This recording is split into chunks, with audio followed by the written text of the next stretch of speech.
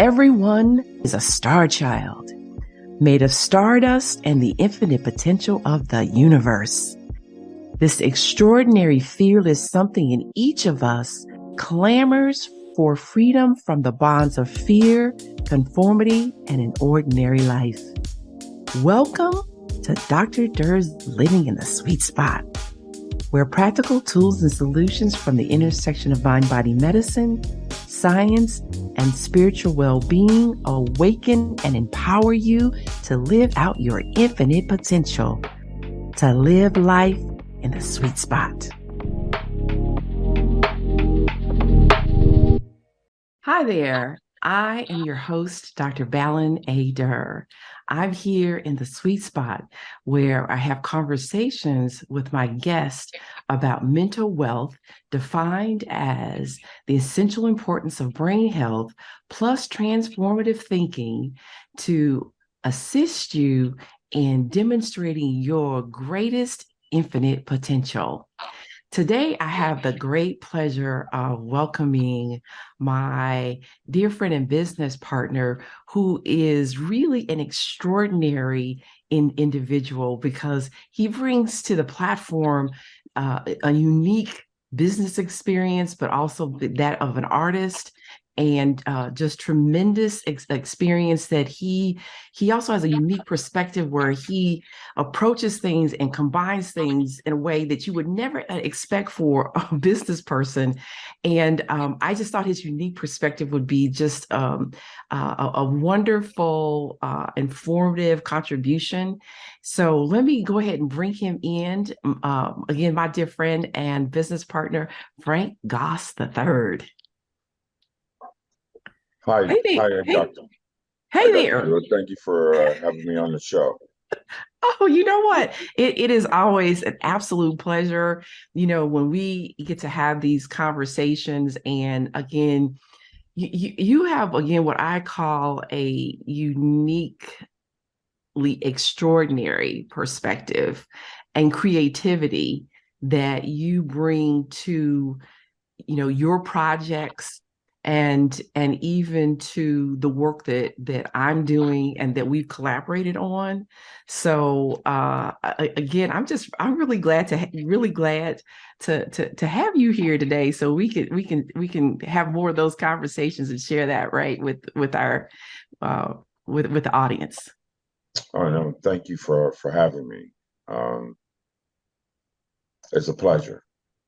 And same here. And again, a few weeks ago, I had John W. Fountain on the platform with me to have the conversation. And, he brings all this tremendous, award-winning journalist and all these other things. And similarly, you have an MBA. You actually were a clothing designer even as a teen, right? So selling gear, out of boutiques at that time. And then you went on to be an international banker, and then obviously now an entrepreneur. And so again, that unique combination of experience and talent and gift, like him, I think, makes you a beautiful masterpiece in the soul of a man. So again, I'm just glad to have you here. That's a nice thing to say. Thank you. Oh, you're more than welcome.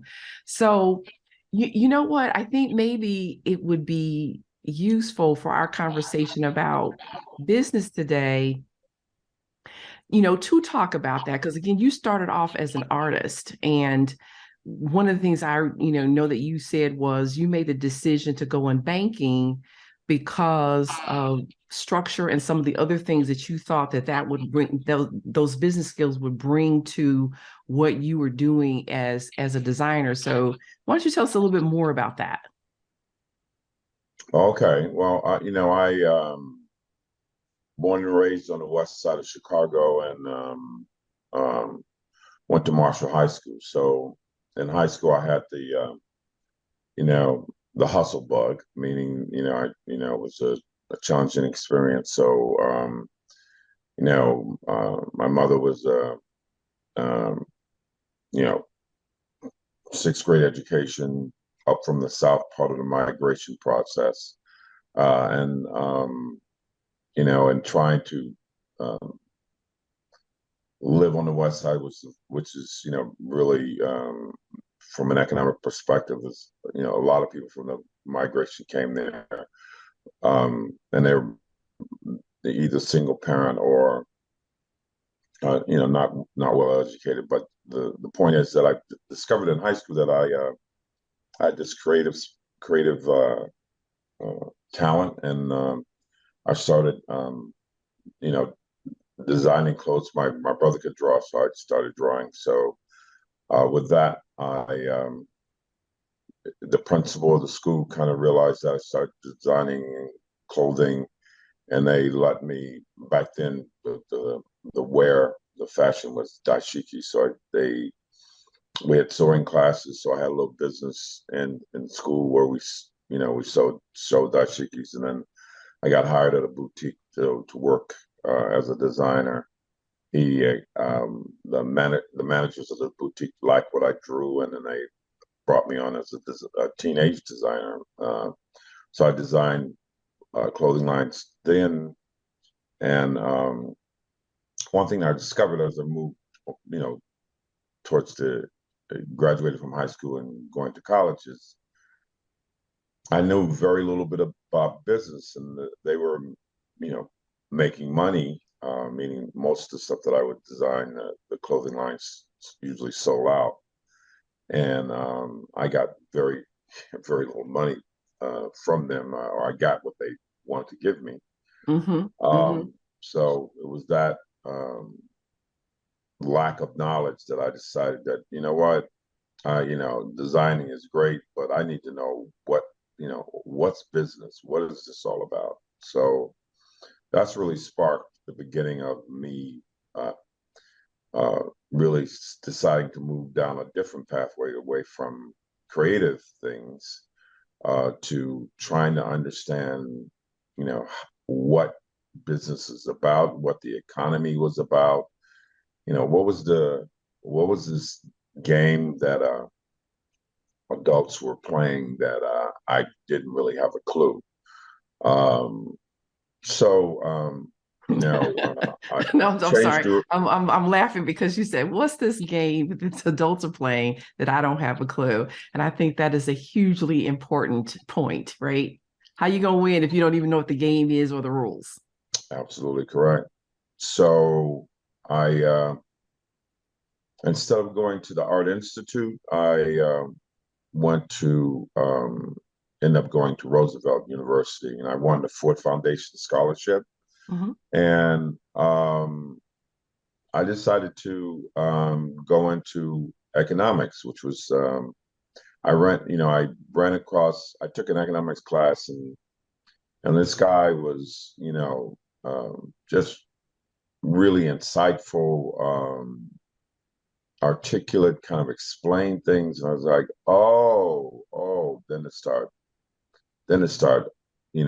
really sinking in that, oh, this is what all of this is about. And then Mm-hmm. I start understanding that I wasn't being paid appropriately. So, but that's another story. But the whole point is, I got my bachelor's degree in economics from Roosevelt. Then decided to stay on for a couple of other bachelor degrees in finance and business administration.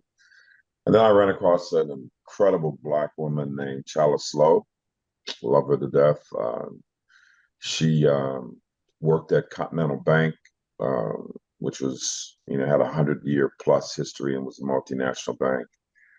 And she was in HR, and she wanted to create bring diversity to the money center of the bank, the treasury of the bank, because it had virtually no blacks in it at all. And in one of the most crucial positions, which was called the money desk, which managed the bank checking account and its funding activity. She wanted to put a Black person in there, and then when she saw my background and she had a conversation with me, She says, are you up for a challenge? I said, yeah, absolutely. She says, I'm gonna put you in a very, very challenging area. You're gonna run across some very she was very blatant. She said some very racist people who won't want you there, Mm-hmm. but I think you can make it. She said, I've interviewed quite a few folk, and I want to put a black person in there, and I think you're the one that can make it. Now, can Mm-hmm. you do that? And I was just like, okay. But I was looking at her as well as interviewing other places, and then I said, this might be something that I really want to do, and also that will give me more of a macro view of economic activity. Mm-hmm. So I took the challenge. So from there, worked there ended up running the money desk, went through all the racial issues, of, the discrimination, all that. But, there in markets, it's performance. It doesn't matter what color you are. If you're making money for the bank, you they're going to keep you. So I ended up being So on a real, promoted and on a really fundamental level, because we're going to get into this a little bit later, but I think, mhm.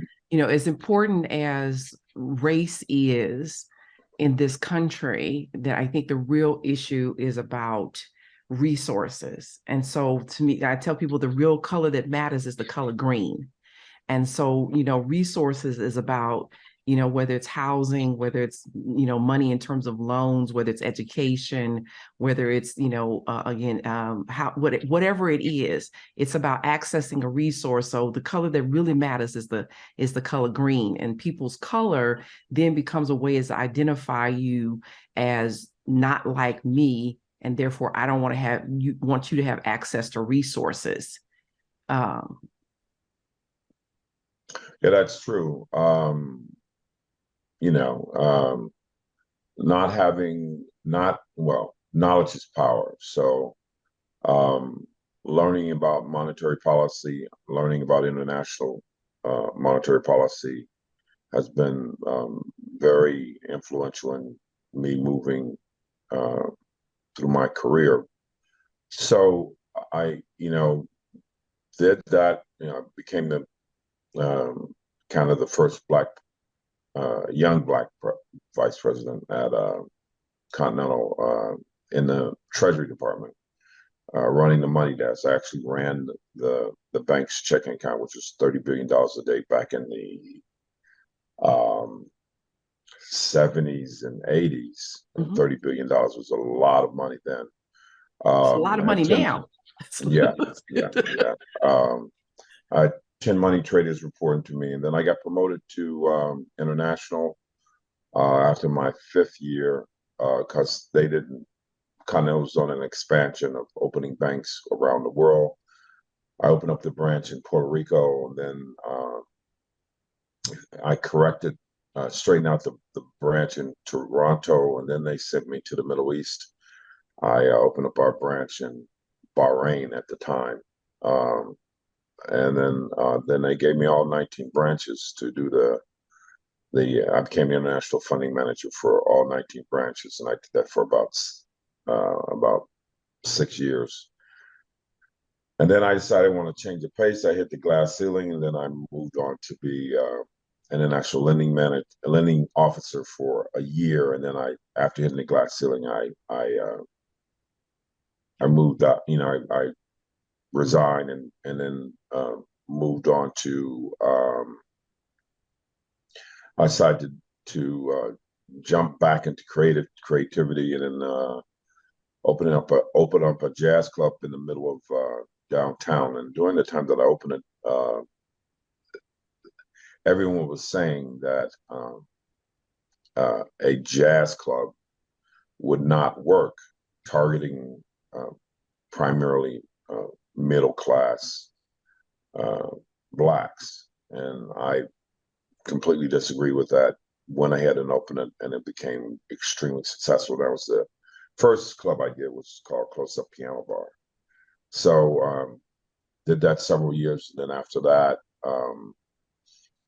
decided that I wanted to get into technology. I sold that and then went on to work for Lucent Technologies for 10 years. and I became the chief operating officer for their indirect channel, which was about um, a billion plus. Um, did that, and then did that for 10 years, and then bounced right back into creativity because at that time it loosened, sold off that division, and it became Avaya, which that's what it is now. And then I went into again back into jazz clubs and then festivals and then some consulting work. So Let's not forget your documentary, right? yeah, yeah, I did a short term documentary. I did a short film documentary called "The Future of Jazz," and it won the Las Vegas Film Festival. So I dibbled and dabbled a little bit into that, and then now I'm Yeah, your back into the Your festivals. first your first documentary entered the first time into a film festival, and you win that category. You know, to Yeah, talk that was about a blessing. black excellence. I'm just saying, just overall with you, right? Black But I mean, excellence. it was you know, surrounded by great people. Um, we put a team together and right in the middle of doing festivals, it we were lucky. We worked hard to do it, and it turned out extremely well. And because of that, now I'm back in the festival business. I'm working on I gave the first Bronzeville Neighborhood Jazz Festival. That's the name of it, and now we're going in our second year. And then by the way, that's when you and I start working together. It's an unusual jazz festival in the sense that the MC is a psychiatrist, which is not only are they getting a wonderful experience in terms of you know enjoying themselves, but they're also learning some things about mental health. And I think you brought in a very, very interesting angle to a festival. And a lot of people, as you saw after you got off the stage, people were following you back to the VIP booth, buying your book and just, pouring their hearts out about personal issues.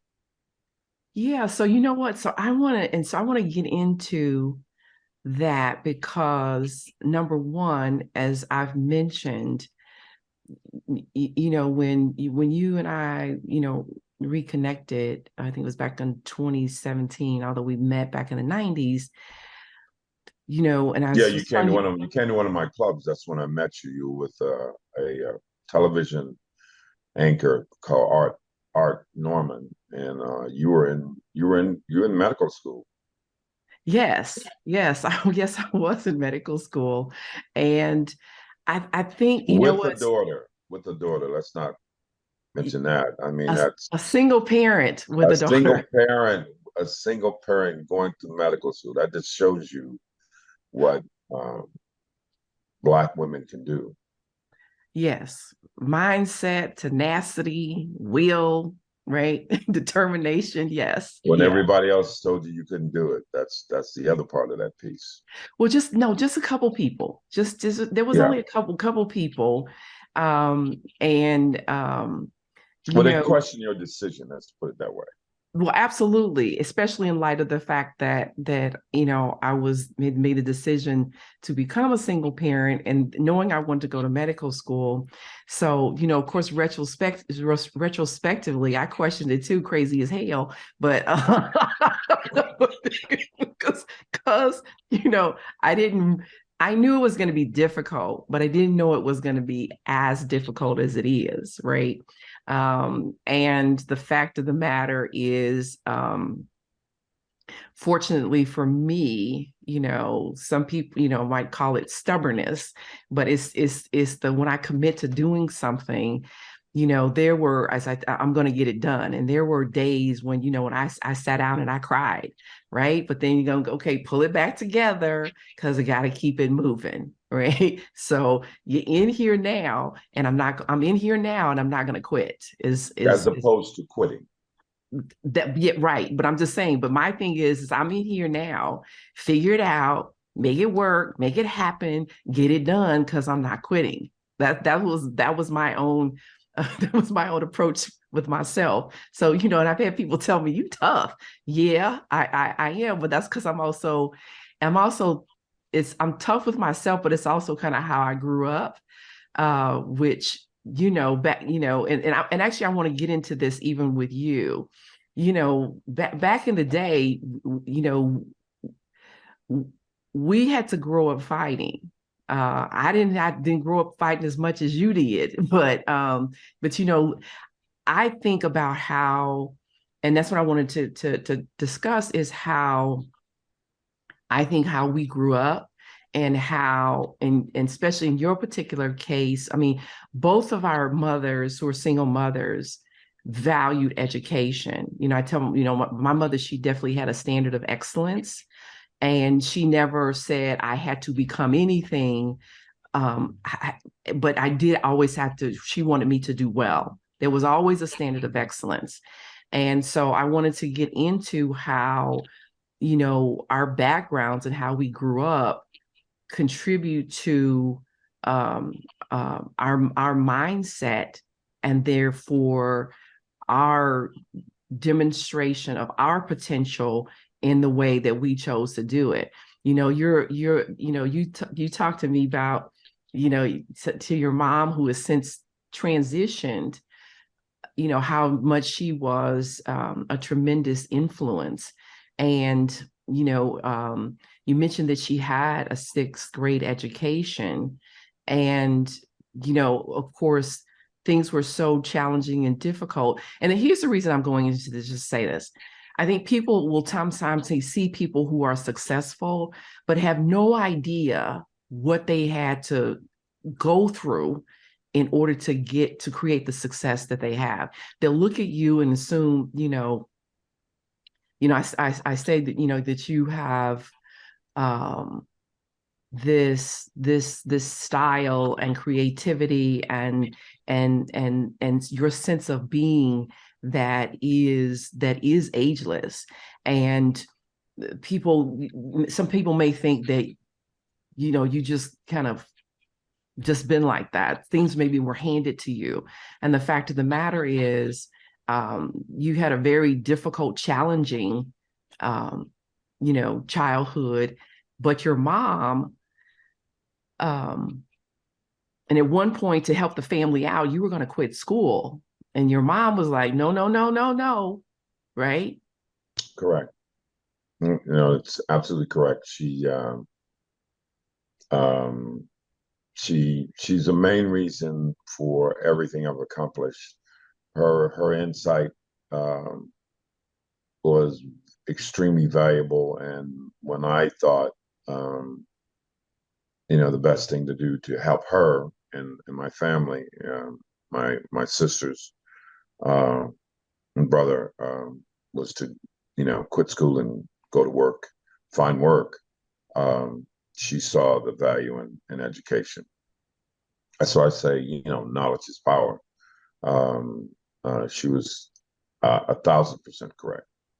Yes. And so, because she's looking at the long game, right? Yes. As opposed to the short game, the short-term gain. And why, again, things were very, they were very difficult. I know you shared about just, again, how difficult things were, and how you would get, chased home, or not, or chased, or having to fight, or having to avoid fights kind of on a daily basis, growing up on the West Side. So it's, but I think, because the other thing, I call you the peacemaker, right? Because you right there in the middle in terms of your sibling group. And right? So those experiences, both at home and there in the community, helped you learn some skills that have been very valuable in your interactions and dealings with people. But I think also, and again, that push to not quit, right? To not quit, because adversity, challenge, difficulties, you know, threatening situations. And so learning how to navigate that, and then again, not quitting just because it gets hard. I think, you know, that has been a significant contributor to your mindset, which I wanted to get into, because mindset, in addition to brain health, is the doorway to be able to demonstrate our greatest infinite potential, i.e., have success. So, you want to share some more about that? I just, I think um, one has to redefine um, what we all encounter in our daily experience, which is failure. You have to redefine failure. And failure is, some people have failure and they can they quit, they stop. But failure is good for you. I mean, when to fail is a wonderful thing, and you need to look at it a completely different way. It is basically you're on the job training and dealing with a specific task, and it's something you learn from. It's a learning process. It's kind of your apprenticeship to getting things done. And then when you look across, look around the world, every as we define based on economics, every successful entrepreneur has failed many, many, many, many times. Um, but he took that failure as fuel to have him continue on uh, and adjust based on his feedback. So it's kind of a scientific, it's kind of the scientific method if you look at it from that point of view. So understanding failure and understanding how to learn from failure uh, leads you ultimately to success in accomplishing your goals. So I think there's a certain mindset associated with that. I think the other thing too is So wait, you know what? Before you move past that, I wanted to kind of expound upon that, because I do agree with you, that one, about when you said it's kind of like the scientific method, right? Because as a well, physician and author and poet and host and and many things, fundamentally, I'm also a scientist, and the what you said is absolutely correct. So the way I frame it for people is that, you know, the researchers for the cure for cancer, if they were like many of us, they actually would have quit, right? Because it's taken them decades, and they're still haven't, quote unquote, found it. There have been improvements, there have been innovations, et cetera, but they haven't found the cure yet. And so as a scientist, you form a hypothesis, meaning this is what I think is going to happen. You test it out. And then if it doesn't work out, which it often doesn't the first time, or may take you many times, but what you're doing is gathering information to say this worked, or meaning I got this result. If it's the result I don't want, then let me do something different, as opposed, and then making adjustments and doing that. Another way that I frame it in terms of sports, in terms of, say, with basketball players, because it's March Madness, right? absolutely. So I said, they're out there shooting. They don't quit shooting, right? Just because they miss, they shoot, they miss, they don't stop shooting. What do? They make adjustments to their shot, and then they keep shooting. So unfortunately, we don't think of it in such simplistic terms to connect it to the bigger, the bigger objectives in our lives, but it's really the same principle. And so the other thing I think, in light of that, it's actually important that we redefine failure. And for me, what I've done to do that in terms of redefining failure is, I say that for me, there is no such thing as failure, because we are always successful. And what do I mean by that? What I mean is that every time we take an action, we create a result. So therefore, we are always successful. It's just a lot of times we are successful in creating mess we don't want, right? So the thing to do is make a different choice next time, right? Make a different choice, do it differently so that you can get a different result. If you plant apple seeds, you're going to get apples. If you don't want apples, but you want strawberries, then plant strawberries. So do that which is consistent with the result that you want to have. And in the process, believe and trust in yourself that you can learn and that you can figure it out as you go. So I think that has while you might not necessarily say it that way, the thing that I've seen you do in that regard, though, is that there's this tremendous belief that you have in your ability to learn and to figure it out, which is why you're always what I call kind of in that process of transformation, always in that process of demonstrating something bigger and grander or more wonderful and uniquely different than what you did before, is because of those fundamentals. Yeah, I think one thing everyone has to accept that change is a constant, Yes. right? Yes. So You take a breath uh, in, it's a change. You breathe out, it's a change. in reality, the society we're living in, the world, with technology and especially the advent of quantum technology, change is the constant. And one of the things, so it's lifelong learning. And I think, whatever you want to be successful in, um, failure is part of the learning process. And that's the thing you've got to accept, that you failed. That's not a bad thing. That's a good thing. You learn from that, and then you move on and you take what you've learned that didn't work and add it to your new plan. So at the margin, so failure combined with adaptation, adapting or changing your game plan, that's how failure works in. You know, you see it in game theory all the time, or in actual sports. They start out with a game plan, and if they're losing at Mhm. halftime, the coaches get back on the drawing board and say, "Scrap that plan. Here's what we're gonna do. We're gonna do that. This is what they're doing. We need to change that." And then they come out with a second half, and that's why in the second half someone can lose in the first half and then win the game after the adjustments. And the adjustments is where, and that's where failure for you may try something and it fails.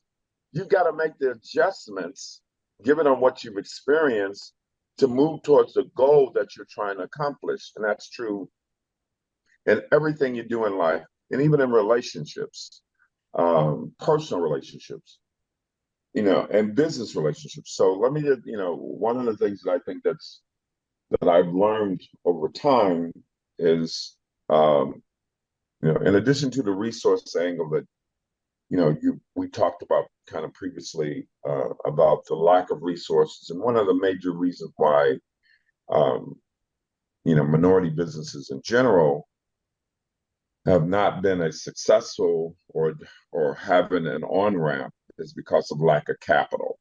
Mhm. So, regardless of whatever the narrative is about, what we're taught in economics is the scarcity principle, but underneath all of that is, they talked about the invisible hand. There is no invisible hand. That's not true. So, What it so for those is who may not know relationship. what's the invisible hand? Well, in economic theory, one of the reasons why they say capitalism works is because there's some magical, mystical, invisible hand, and the invisible hand allocates the resources, right? So, in a broader, from a macro perspective, looking at the big picture, Mhm. the economies, no matter what it is, socialism, fascism, uh, dictatorship, whatever, it's Mhm. all about managing millions of people. Maybe you have a population of 20 million or 100 million or 300, and in the United States, it's 380 million. To manage that economy or to manage that, you look at it as a household, it's demand and supply. It's the supply of goods and the demand for goods. And when there's more supply than there is demand, the price goes down. When there's more demand than there is supply, the price go up. So if the price go up, it's inflation. The price go down, it's deflation. So the objective of the people who governs the economy, the managers of the economy, which is our government and the central bank, their objective is to keep demand and supply in balance. When the demand and supply is in balance, prices don't go up and go down, they stay the same. Mm-hmm. But when you've got 380 million people, or 400 million people plus, Mm-hmm. which is really people come flying in, going out, they measured that price stability in something they call inflation. So the target that the United States today has, and for the last decade or so, is 2% inflation every year. Mm-hmm. Prices are not supposed to go beyond 2%. So right now, rates are rising because of that. So that demand and supply of, and it's all these people pursuing making money under the concept of producing goods or providing a service. Mm-hmm. So that's a part of the economy. Yes. But let me just say that the allocation of those resources within that framework, which is the framework we work in, is based on relationships. It's who you know. That's Yes. all that theory stuff is irrelevant. It's who you know.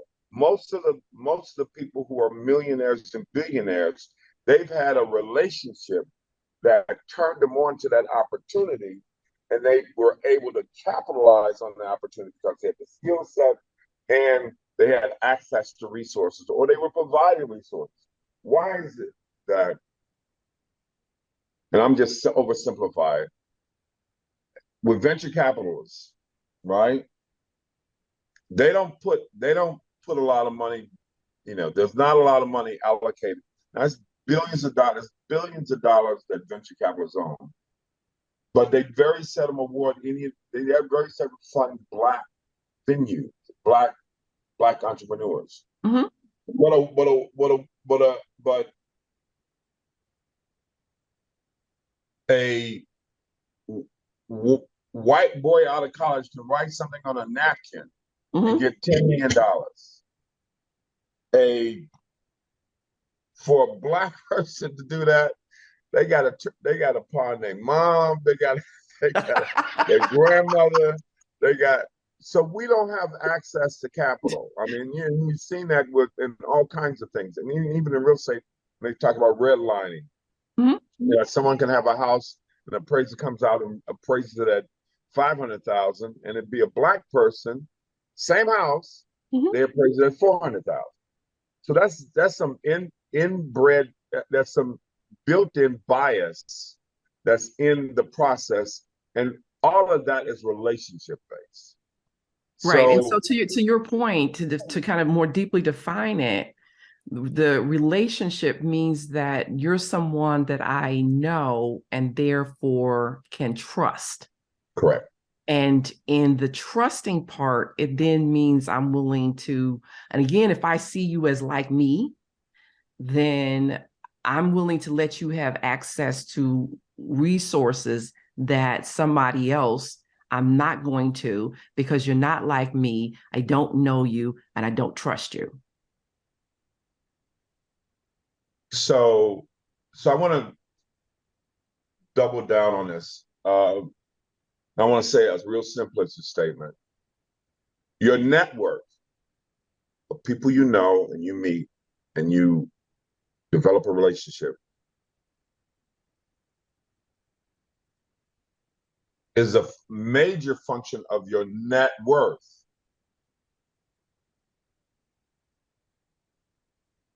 Your network is a major function of your net worth. Now, let me just say this.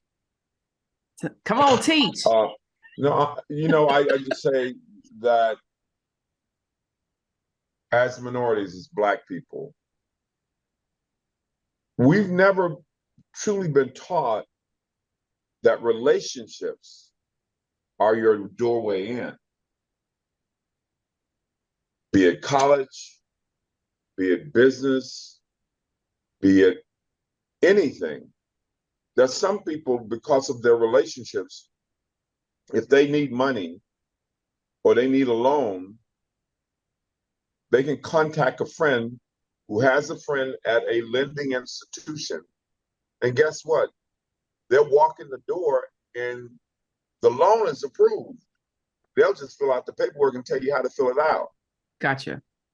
Right? Mm-hmm. Because that relationship. So in a large majority of the minority communities is a competitive thing against each other instead of working together, Mm-hmm. like other cultures do. The Jewish culture, the Asian culture, Hispanics. I mean, you can go down the Mm-hmm. line, Mm-hmm. the Latin culture. Mm-hmm. So we did that before we were enslaved, and and that part of this whole 400 years of slavery has caused all these kind of dysfunctional relationships, and I think that's a key component, because you're not competing when you land into a position wherever you may be.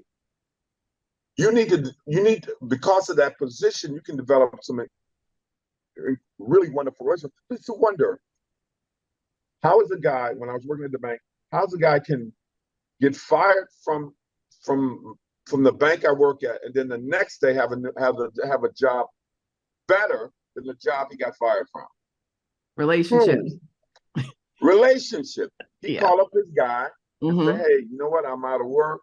You have anything? Oh yeah, you my guy. Absolutely, I got something for you." Boom. So Black students, Black people, women and men, they need to develop and keep and manage the relationships as they move forward, because you never know in your class who's going to be what. Right. Imagine all the people who knew Obama when he was at Harvard, or when he was here in Chicago working, as a community outreach person. Right. If you understood the value of relationship, you could have been in the White House. You could have. So my narrative is relationships are important. So I have some 30-year, 40-year relationships that I've maintained intentionally, positively, because I know how important relationships is. And so in economics, relationships are everything. Because guess what? The billionaire boys hang together, Yes. right? The millionaire boys hang together, right? So when they need to raise money, if they need anything, they can make a phone call and they got 50 million. Right. They got a line of credit. Playing golf together, playing tennis together, playing.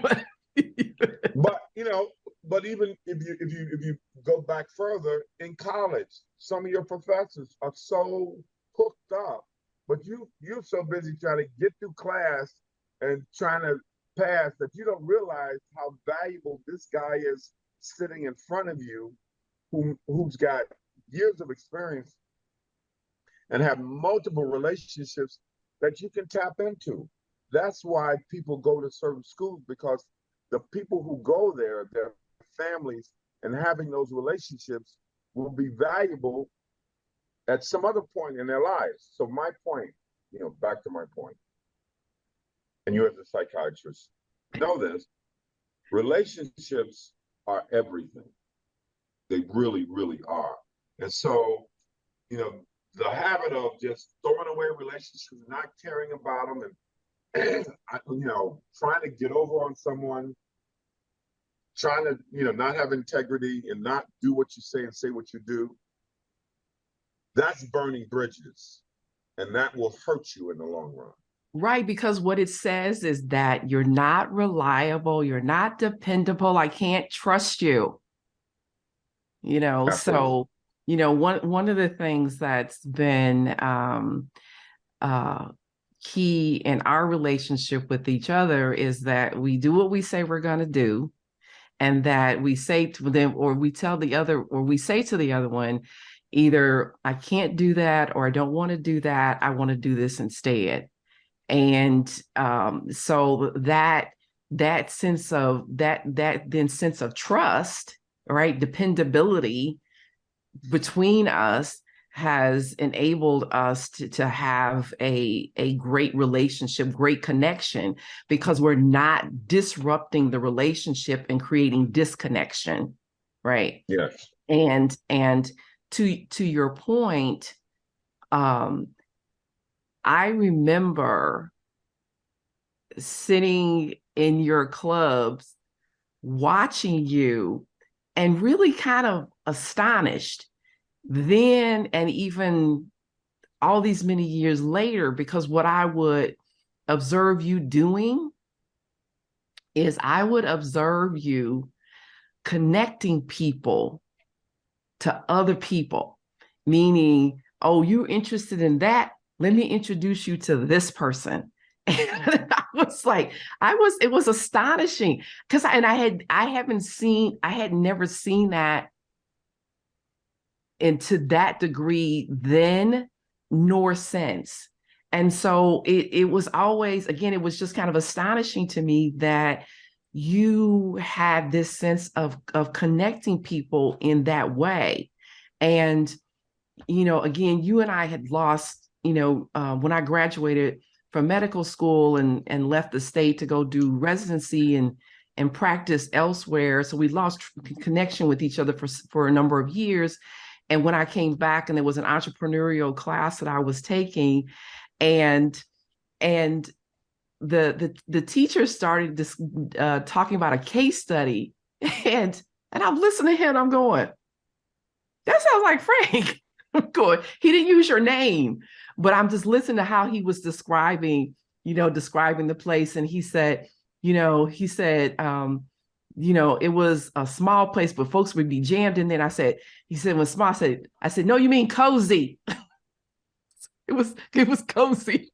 And that was Club UN. So, and then again, he was again talking about how you would introduce people and connect people with similar interests.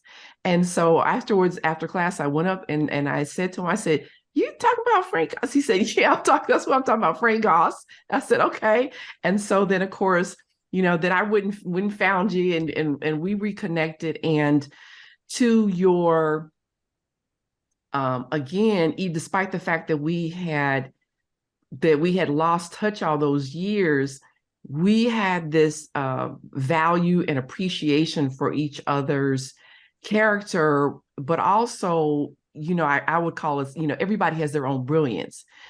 For mine, for you for me, what we were attempting to accomplish.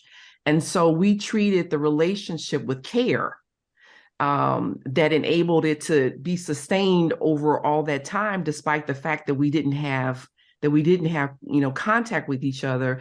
And then since then, even going forward, that's how we've treated it. So there's that part in terms of the business part. There's also the part in terms of the personal, which then has allowed us to do some of both. And to your point again, the benefit is I have my own brilliance, gifts, and talents. You have your own gifts and brilliance and talents. And then again, with your creativity, then you were saying, well, I'm going to be doing this jazz festival. And the fact is, I see what's happening in our communities and the community at large, how important mental health is for everyone. And people don't understand what they're seeing and observing with families, but I get the importance of it. So, so then let's do this project together, where we're going to have smooth jazz. We're going to entertain the people. They're going to have a good time. And while they're enjoying themselves and having a good time, but they can learn some things. So let's have you, because you also know that I've hosted, that let's have you host and then give a message about mental health and empowerment. So again, without lack of relationship, I don't know you, you don't know me, and therefore we can't collaborate, right? Collaborate instead of compete with each other in a way that not only serves us individually, but also benefits the community, benefits the whole. To your point. Yes. I think it's differentiation. The Bronzeville Neighborhood Jazz Festival, especially in 2022, and now we're going to 2023. It adds so much value to the experience, and people have reacted to that instead of there being a comedian or whatever, some personality, they're getting something that's meaningful for them and their mental health, because now, given mental health is a real big issue globally, not only nationwide, but globally. And let me say this, and how can it not be when your body can't live without a brain? just simple facts, right? It's running everything except for a few simple reflexes. So how do you not take care of air traffic control, right? I tell people, a few weeks ago, we had air traffic control go down. You got 3,200 flights grounded, other planes that are forced to redirect to land someplace else. You have where somebody directs one plane to land on the same runways, another one's about to take off, but fortunately one of the pilots about to land sees it and diverts. That's the kind of stuff that happens when your brain doesn't work. Either something about the way you think, feel, behave, or the way your body functions, it's going to glitch, go down, not work, go sideways, way left when your brain doesn't work. So it's your brain health is extremely important. Yeah. So that's why it's been a very important value added proposition. And who knows where it's going to lead in terms of people emulating what we started. The other thing I want to talk about just briefly that we kind of that we covered and And I just want to make sure people know. So there's the one we're doing this year is going to be August 5th, August 5th, which is the first Saturday in August. It's from 12 noon to 9 p.m.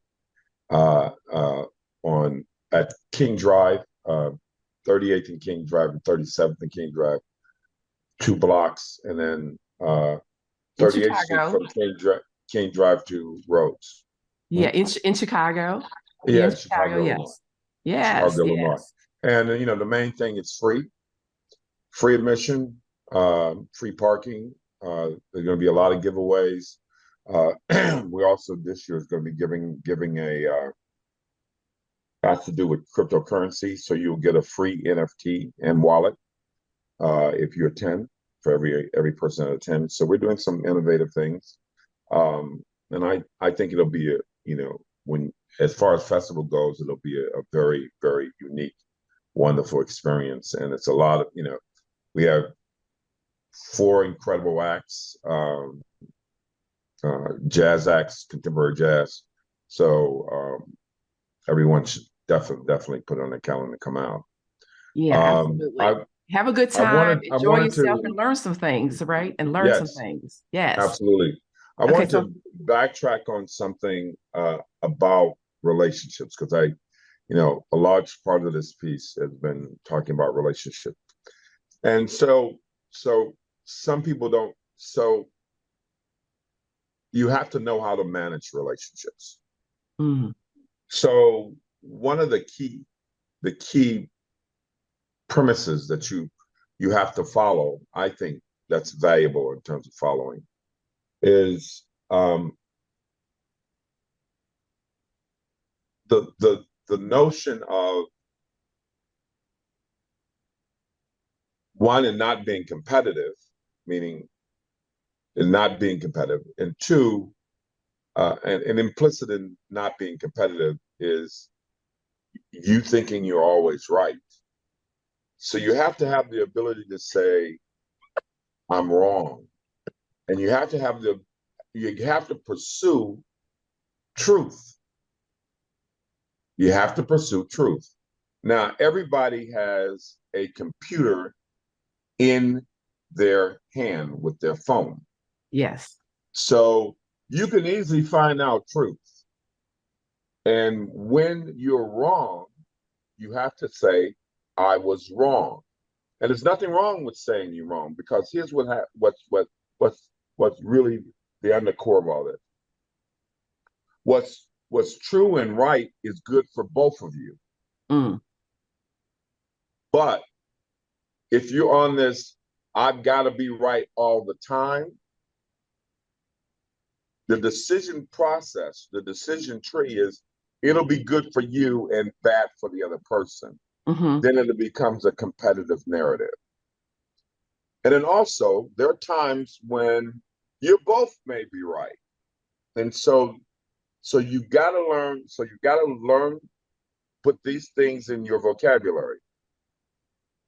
You're right, I'm wrong. Thank you for saying that. Or can we respectfully disagree and leave it at that and move on? Yes, because there's no grudges. Mm-hmm. There's none of that. Yes. The point is the relationship is growing and you both respect each other and you're following these fundamental principles.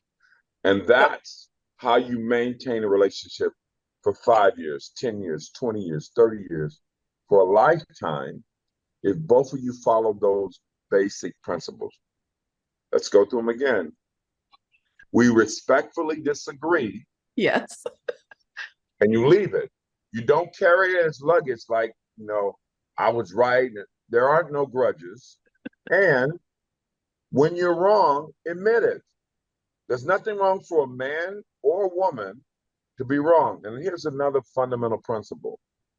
We're equivalent. There's no, men are more superior than women or women more. Listen, we're equivalent. Let's be real about this. No one has a choice of sex, race, or the time they were born. So we're all equal.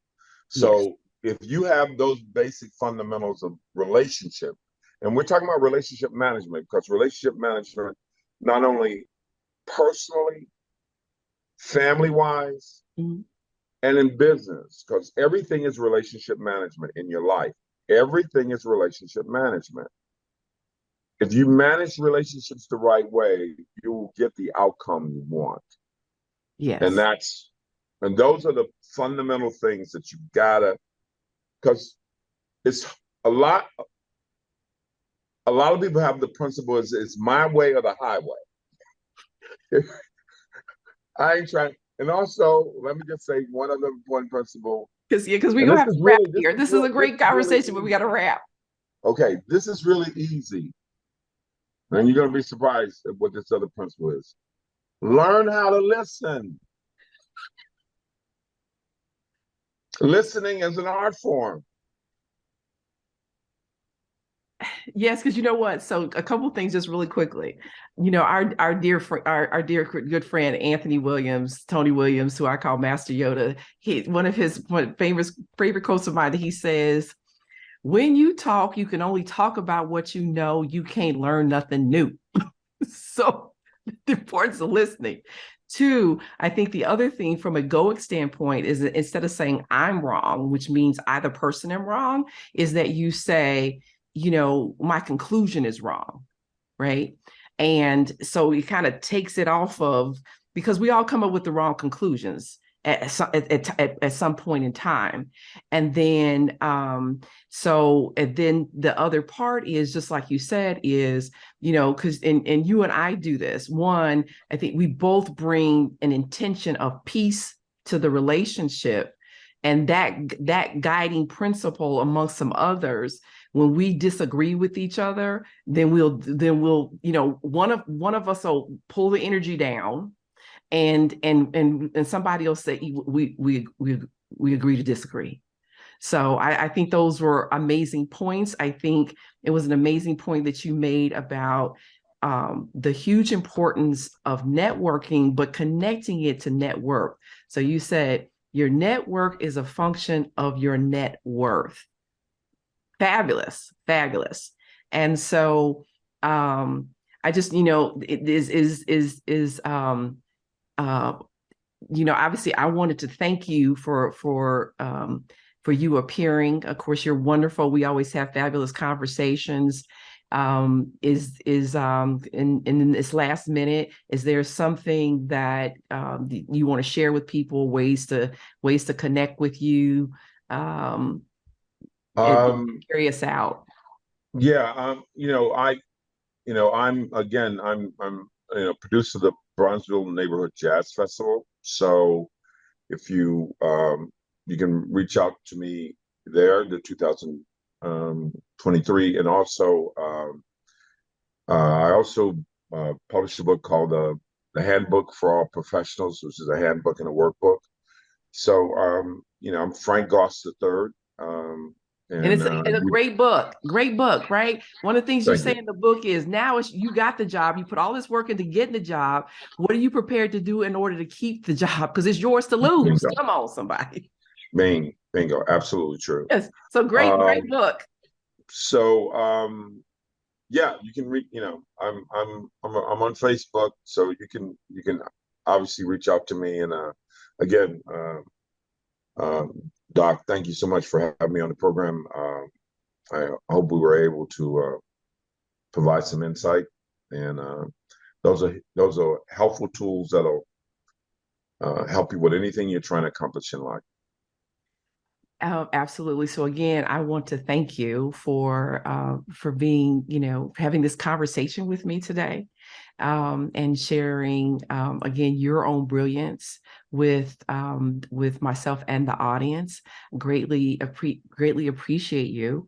And as we do, we're gonna push the pause button, and we'll pick up another time, because again, you always have this tremendous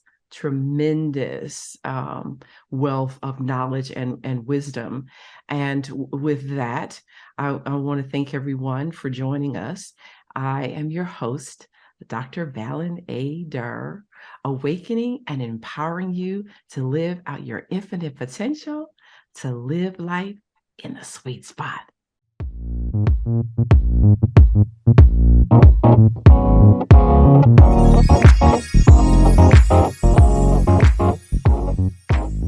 Thank you for joining us today in the sweet spot.